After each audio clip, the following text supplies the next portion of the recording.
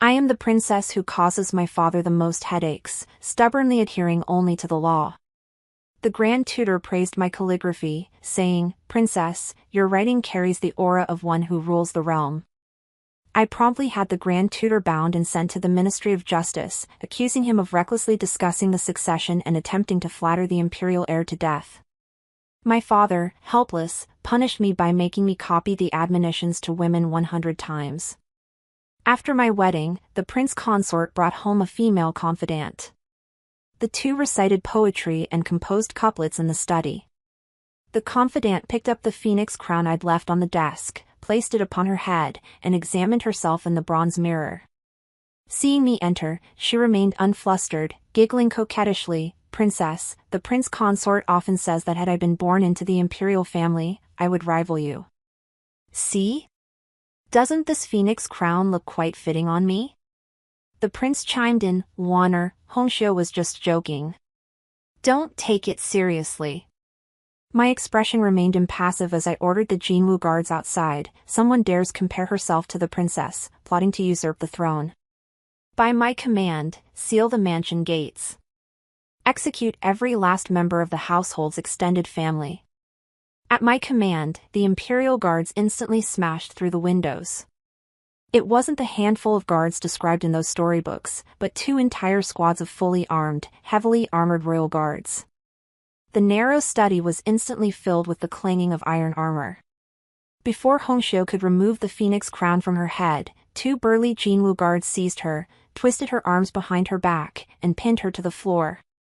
The heavy crown struck the stone tiles with a sharp clang, dragging her forehead across the floor until it bled. "Ah! It hurts! Brother Yunjing, save me!" Hongxiu's wail cut through the air, her earlier languid, coquettish laughter vanishing completely.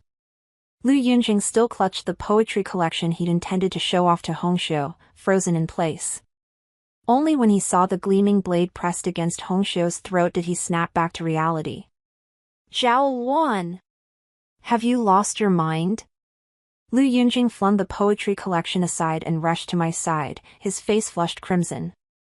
"This is the princess's residence, not the Ministry of Justice's dungeon. Hongxiu is my guest.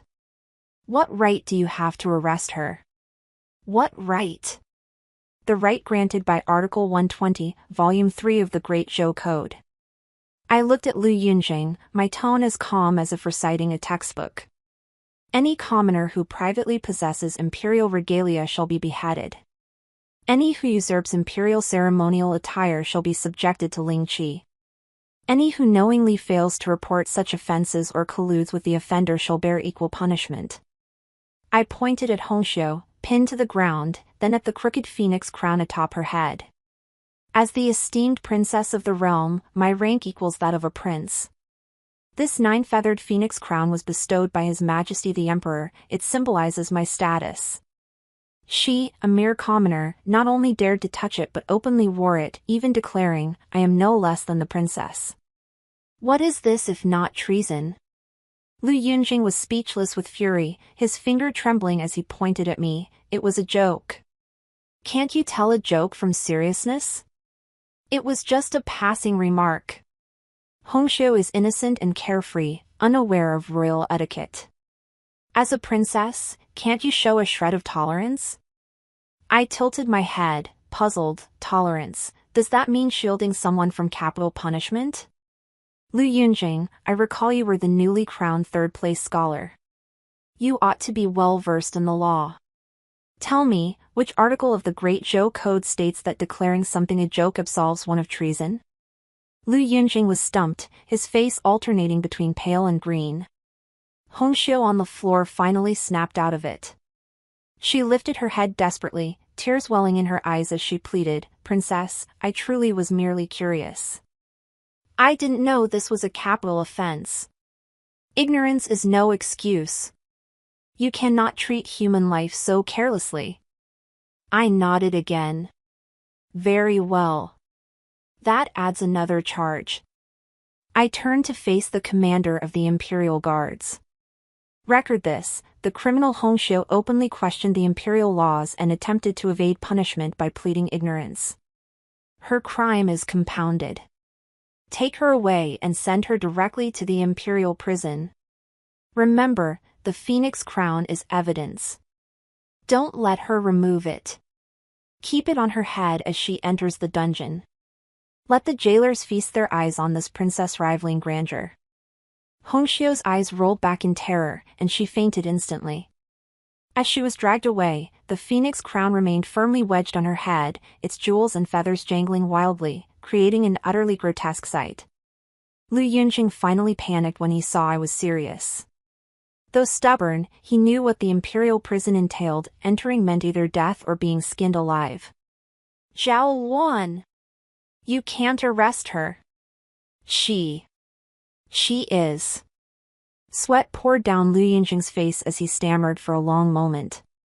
I watched him calmly. What is she? What status could she possibly hold that would make this palace fear her? Could she be some foreign princess whose death would jeopardize diplomatic relations? Lu Yunjing, if that were the case, your association with a foreign princess would constitute treason. I shall enter the palace immediately and petition His Majesty to execute your entire Lu clan. At the word 9 clans, Lu Yunjing's legs buckled, and he plopped down onto his chair. Though his Lu family had served as officials for generations, they couldn't withstand such a punishment. She's the orphaned daughter of my late mentor. I promised him I'd take care of her. Lu Yunjing gritted his teeth, his face twisted with grief and indignation. Zhao Wan, if you harm her today, you condemn me to ingratitude and disloyalty. Do you want scholars across the land to point fingers at my back? I brushed imaginary dust from my sleeve. Scholars study the classics of the sages and uphold the righteousness between sovereign and subject. This palace acts as heaven's agent, eliminating usurping rebels. This is the righteous path. As for your so-called righteousness. I paused at the doorway, turning to face him. I stated clearly, no one in this chamber shall be spared, not a single soul of their entire clan. As both her accomplice and her Yunjin brother, you fall under the law of collective punishment. You cannot escape. Guards! Confine the prince consort to his study. Await interrogation by the Ministry of Justice. Lu Yunjing stared in disbelief, eyes wide as if beholding a monster. News of Hongxiu's arrest in the imperial prison spread throughout the capital in less than half an hour. It was inevitable. After all, she had been dragged down Vermilion Bird Avenue wearing that dazzling golden phoenix crown. It was impossible not to attract attention. The common folk gossiped endlessly, saying the princess of the state had produced a madwoman who fancied herself an empress. The Lu family's reaction was swift indeed. That very evening, my mother-in-law, Lu Yunjing's mother, arrived at the princess's residence, cane in hand, leading a formidable procession of Lu family women. Had this been any ordinary daughter-in-law, she would likely have knelt at the gate to greet them by now. But I was different. I was the sovereign, she was the subject. Seated regally in the main hall, a cup of freshly brewed pre-rain Longjing tea in hand, I watched them storm in, fury burning in their eyes. Zhao Wan! You venomous woman! The matriarch's cane thudded loudly on the floor as soon as she entered. Why did you lock Yunjing away? And without a moment's thought, you sought to kill Hongxiu. You have no tolerance whatsoever. Behind her, one of my sisters-in-law chimed in with a sarcastic tone, exactly. Yunjing was merely discussing poetry with Miss Hongxiu, a refined pursuit. The princess herself may lack refinement, but how can she resort to threats of violence? If word gets out, who would dare marry a princess? I blew on the tea foam, took a small sip, and said nothing. Seeing my silence, the old lady flew into an even greater rage. Relying on her seniority, she raised her cane as if to strike me. I'm speaking to you. Do you understand propriety? Once you entered the Lu household, you became a Lu daughter-in-law. When your mother-in-law questions you, dare you refuse to answer? The maidservant beside me moved to intervene, but I raised my hand to stop her. The cane halted abruptly, suspended 3 inches from my forehead. for I had drawn a gold plaque from my sleeve. It bore the imperial inscription as if the emperor himself were present, bestowed by His Majesty the Emperor. "Madam," I said, my tone calm as I studied the exquisitely crafted agarwood cane, "if that cane were to strike me, according to the Great Zhou Code, attempting to kill a member of the imperial family warrants immediate execution. Their family shall be exiled 3,000 li. Your Excellency is advanced in years, with failing legs. 3,000 li is likely beyond your endurance. To die alone in a foreign land, with no one to bury your remains, would that not be utterly desolate?" The old lady's hand froze midair. The cane, suspended between striking and retracting, trembled like sifted flour. The women behind her fell silent, frozen with fear. None had expected me to dare to big hat. You dare use the emperor to pressure me?" The old lady retrieved her cane, trembling with rage. "I am your mother-in-law. Filial piety is the foremost virtue. How dare you defy your elders like this? Are you not afraid the censorate will file a complaint against you?" I set down my teacup and finally looked her straight in the eye. "Mother-in-law? Have you made a mistake? I am a princess of the Great Zhou dynasty, with a fiefdom of 10,000 households, ranking equal to a prince. Lu Yunjing is the imperial consort, a subject. Subjects come before fathers. This is the way of Confucius and Mencius, and also the law of the Great Zhou dynasty. Today you led men to forcibly breach the princess's residence, addressed me by my given name, and even attempted violence. Out of respect for your advanced age, I refrained from immediate retribution. I rose, adjusted my skirt, and stepped toward the Lu family members. As I moved, the Lu women, accustomed to wielding authority, instinctively stepped back. As for that concubine, I approached the old lady Lu, leaning close to whisper in her ear, "You protect her so fiercely, could it be she already bears Lu Yunjing's seed?" Madame Lu's pupils contracted sharply. I smiled. Just as I thought. This palace remembers, the laws of Great Zhou stipulate that after a prince consort marries a princess, he may not take concubines or maintain mistresses without the princess's permission. If he privately begets children, it shall be deemed treason against the sovereign and punished by decapitation. Madam, do you desire the child in Hongxiu's womb, or do you wish to see the Lu family wiped out? The Lu family entourage was escorted out by attendants. As they departed, their gazes upon me were like staring at a living demon. I had no time for their terror, for the old lady's reaction had confirmed my suspicions. Hongxiu was no confidant of Lu Yunjing, she and he had long been secretly involved, even bearing his child. The so-called orphan of my late mentor was merely a pretext Lu Yunjing used to bring her into the mansion. "Prepare the carriage. We're going to the imperial prison," I ordered the maid beside me. The imperial prison was cold and damp, the air thick with the stench of decay and blood. Hongxiu was confined in the innermost solitary cell. Her imperial phoenix crown had been removed. Now, with disheveled hair, she cowered trembling in the corner. Seeing me, she recoiled as if encountering a ghost, pressing herself deeper into the wall. "Princess, spare my life. I'll never dare again." I had a chair brought and sat at the cell entrance, watching her through the bars.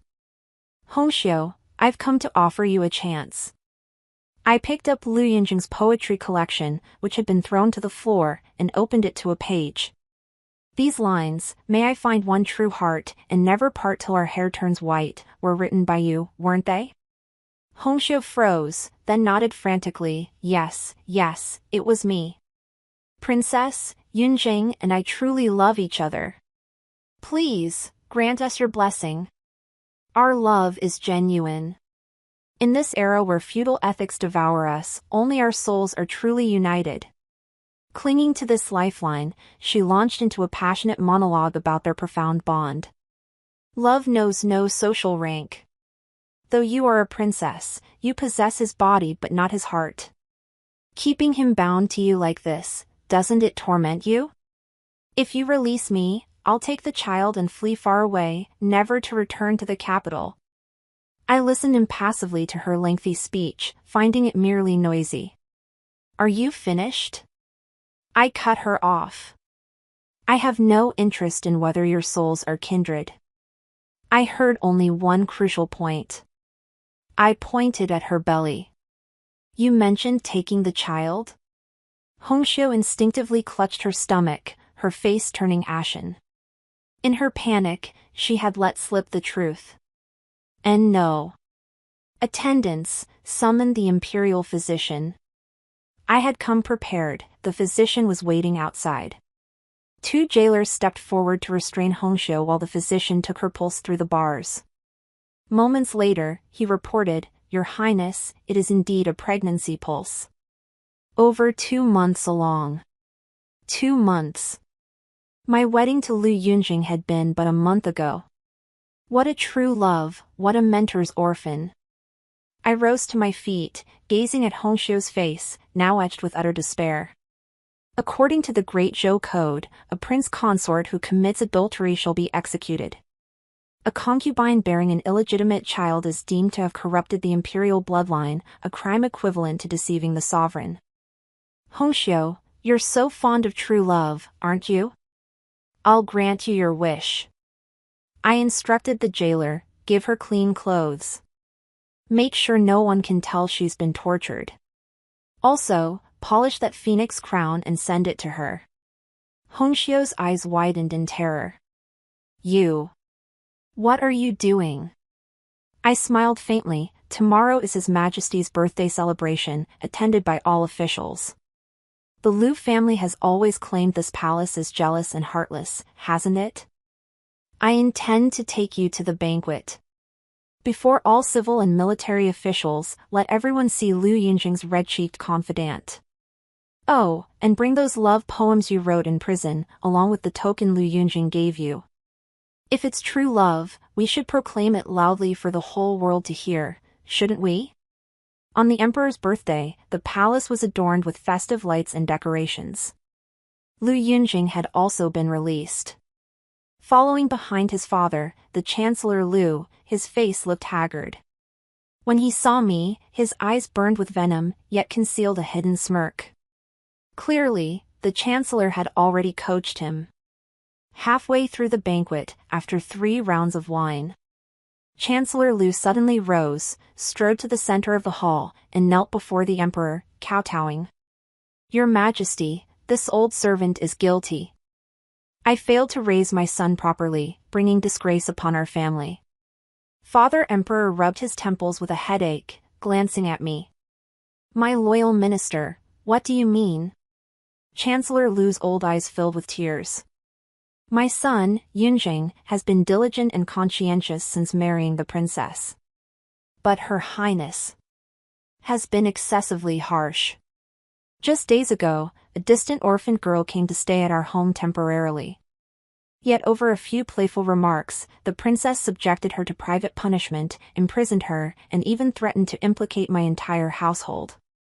Not only that, Your Highness hurled abuse at my aged wife and even threatened her with charges of attempted murder. Such arrogance, treating human life as worthless chaff and disregarding filial piety entirely. It truly breaks this old servant's heart." The hall fell instantly silent. Every gaze in the chamber fixed upon me. Several censors from the censorate shifted restlessly, poised to file a formal accusation against me at any moment. After all, my reputation as an unworthy princess had long been known. Lu Yunjing also stepped forward and knelt, speaking with a pained expression. "Father, it matters little if your son suffers some injustice, but Hongxiu, she is but a delicate woman. In a place like the imperial prison." He pleaded, "Father, I beg you, show mercy and save her." Father looked at me, his eyes filled with inquiry and a hint of resignation. "My son, is this true?" I set down my chopsticks, elegantly wiped my lips, and rose slowly. "Father, half of what Chancellor Lu says is true. I did arrest someone, and I did threaten the old lady." The court erupted in murmurs. A flicker of joy crossed Chancellor Lu's eyes. "But," I shifted my tone, "everything I have done is in strict accordance with the Great Zhou Code. I clapped my hands. The palace doors swung open. 2 imperial guards escorted Hongxiu inside. She wore the plain white robes I had specially prepared for her. Her belly was slightly rounded. On her head still sat that dazzling golden phoenix crown. This bizarre ensemble made everyone present gasp in shock. This. Chancellor Lu's eyes nearly popped out of his head at the sight of that phoenix crown. I pointed at Hongxiu, my voice cold and clear, echoing throughout every corner of the hall. Chancellor Lu accuses this palace of arrogance. Then I invite all the ministers here to judge for yourselves. This woman is named Hongxiu, the concubine of Prince Consort Li Yunjing, and she is already with child. The crown upon her head is the 9-feathered phoenix crown bestowed upon this empress by the emperor. She once told me herself that had she been born into the imperial family, she would not have been inferior to this empress.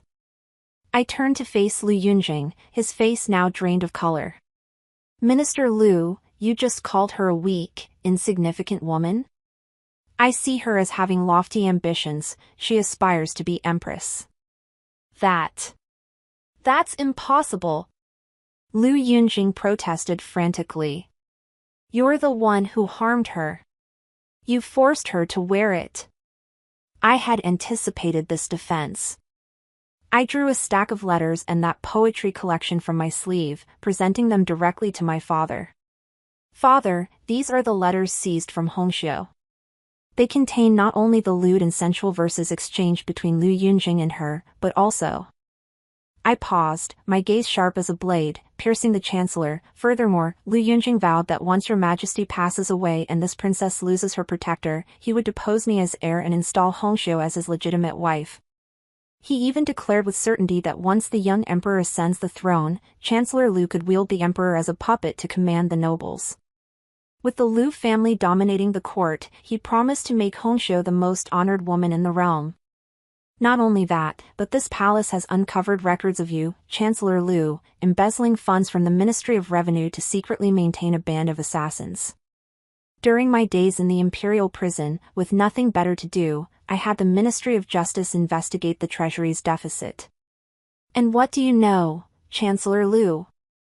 Every penny was accounted for. Chancellor Lu's body jerked violently, his face turning ashen.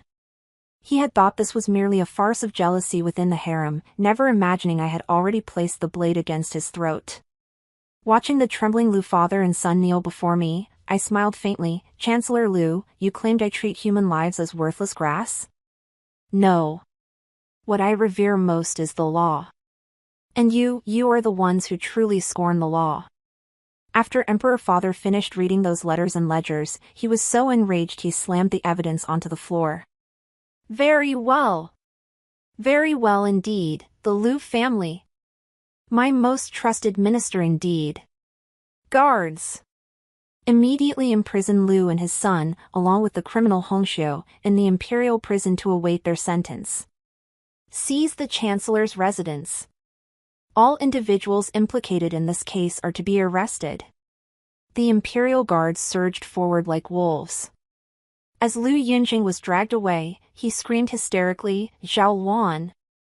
You venomous woman! May you die a horrible death! I couldn't be bothered to spare him a glance. The emperor entrusted the Lu family case to the Supreme Court and the Ministry of Justice for joint adjudication.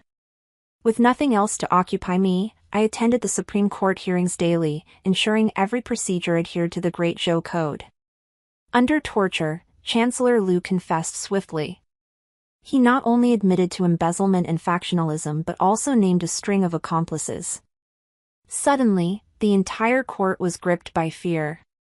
As for Lu Yunjing, perhaps his love for Hongxiu was genuine after all.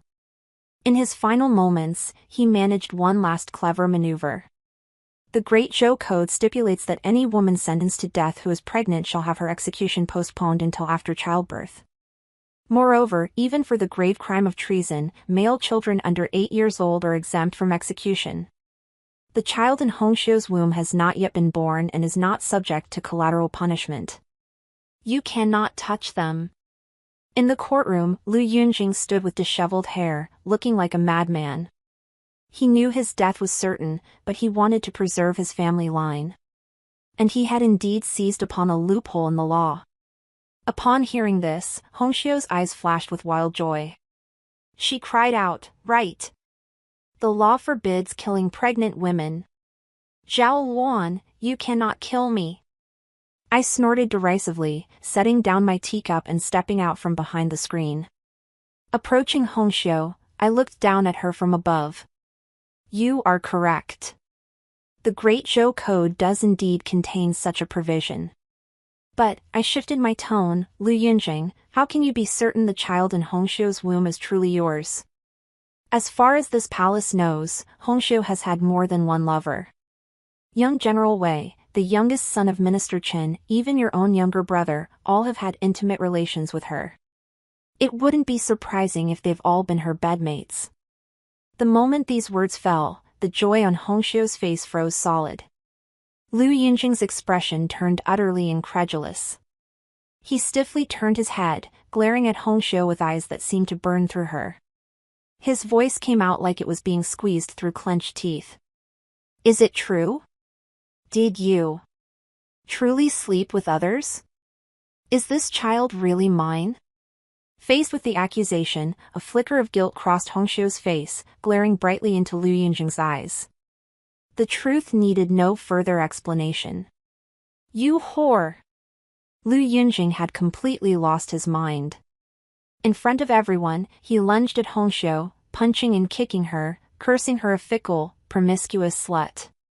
The vows of eternal devotion once exchanged now became the most venomous curses. Amidst her wails, Hongxiu miscarried. That pool of glaring blood signaled the complete shattering of their true love. Without the child as a lifeline excuse, the case was swiftly concluded. Ultimately, the Supreme Court ruled that the Lu family would be executed down to the 9th degree, with the entire household beheaded and Hongxiu sentenced to Lingqi. Every charge met the letter of the law. The emperor sealed the verdict with his imperial seal. On the day of the execution, I did not attend. I remained in the princess's residence, ordering the study from those days to be thoroughly cleaned once more. Every single thing Lu Yunjing had left behind was burned to ashes in a single blaze. The air thickened with the scent of burning paper, yet it felt strangely refreshing. My maid Chuanhe entered cautiously, carrying a bowl of calming broth. "Your Highness, it's all over now." I took the bowl but did not drink. "Over? No, not yet." Gazing out the window, the Lu family has fallen, but the vacancies in the court must be filled. Those officials who aligned themselves with the Lu family must also be investigated and dealt with one by one. I have already drafted a list and proposed measures. Send someone to deliver it to His Majesty. Chuanhe froze. She likely expected me to be grieving over the betrayal of my consort, but she hadn't anticipated that I was already considering the next steps in governing the court. "Your Highness, aren't you sad?" she asked softly. I countered, "Why should I be sad? A criminal who violated the Great Zhou Code received his just punishment. Isn't that something to be glad about? Everything has returned to its proper order. I find that very good." Chuanhe looked at me, nodding with a look of half-understanding. She had served me for 10 years, yet still failed to grasp me.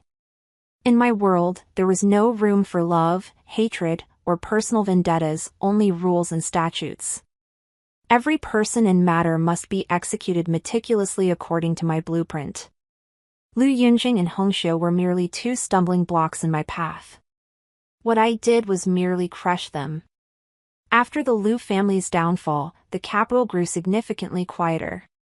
Father Emperor conducted a major purge of the court based on the list I presented, promoting many talented officials from humble backgrounds. The newly appointed chancellor was a protege personally elevated by Father Emperor, an upright man who held the law in the highest regard. He greeted me as if meeting a kindred spirit. We would often spend entire afternoons in the imperial study debating specific clauses of the Great Zhou Code. My father, delighted by the respite, entrusted much of the state affairs to me and the new chancellor. I set about revising the Great Zhou Code. I refined and supplemented certain ambiguous clauses that were prone to exploitation. Mother once sought me out, her face heavy with worry. "Luaner, if you continue like this, how will you ever marry?" She clasped my hand. "A woman must have someone to rely on. If you alienate everyone, who would dare to take you as his wife?" Gazing at the silver threads in Mother's temples, I answered her earnestly, "Mother, the law is my only reliance. As for marriage, it is fundamentally a contract. The prerequisite for forming such a contract is that both parties possess the ability and willingness to fulfill its terms. Lu Yunjing clearly lacks both. Therefore, the dissolution of this contract is an inevitable outcome. If I never encounter a suitable contracting party in the future, I have no objection to remaining alone." Mother sighed, knowing she couldn't sway me. From that day on, no one dared mention remarriage in my presence. My princess's residence became the quietest place in the capital. No social obligations. No flattery. All visitors must submit a formal calling card in advance, detailing the reason for their visit, their purpose, and the expected duration of their discussion. Everything was orderly and by the book. I was thoroughly satisfied with this arrangement. Days passed, and under the governance of the new chancellor and myself, the Great Zhou enjoyed peace and prosperity. Yet father's health continued to decline. He had only one son and one daughter. The crown prince, my younger brother, was more than 10 years my junior, still little more than a child. Moreover, he possessed a gentle nature, innocent and kind-hearted. Father was deeply uneasy about this. One day, he summoned me alone to his bedchamber, dismissing all attendants. "Luaner," Father Emperor gazed at me, his eyes carrying an unprecedented gravity. "My time is short. I wish to entrust you with the authority to oversee the state." I froze. "Father Emperor, this cannot be. Since ancient times, there has been no precedent for a princess overseeing the state. This violates our ancestral laws. Ancestral laws are made by men." Father coughed a few times, his voice trembling with emotion. "Your brother is too young. Moreover, with his temperament, he will never command the respect of those old ministers. Only your stubborn, unyielding nature, which knows no kinship, can keep them in check. I know you despise political maneuvering, caring only for your laws. But I entrust this empire to you not to seize power, but to safeguard it. Safeguard the Great Zhou Code you personally revised, ensuring it is truly implemented, not discarded as worthless paper by the next emperor." I fell silent. Father's words struck at my weakest point. My entire life's work lay within that thick volume of the Great Zhou Code. If father were to pass away, given my brother's nature, those aristocratic clans I had offended would surely find ways to pressure him into abolishing the new laws. Then, the order I had established would crumble in an instant. This was something I could never tolerate. "Father." I lifted my head to look at the old man on the sickbed. For the first time, I spoke without quoting the law, expressing my own thoughts. "Your Imperial Majesty, I do not wish to be the Princess Regent." A flicker of disappointment passed through my father's eyes. "I wish to be the Princess Regent. Regent is merely a temporary proxy. Ruler is the legitimate holder of supreme authority. The imperial ancestral edict states, when the heir apparent lacks the temperament to govern, for the sake of the empire and its people, the closest blood relative, a prince or senior princess, may assume the regency until the heir can rule independently. This edict will be fully implemented starting tomorrow." Father Emperor froze for a moment, then erupted in thunderous laughter. "Excellent! Excellent!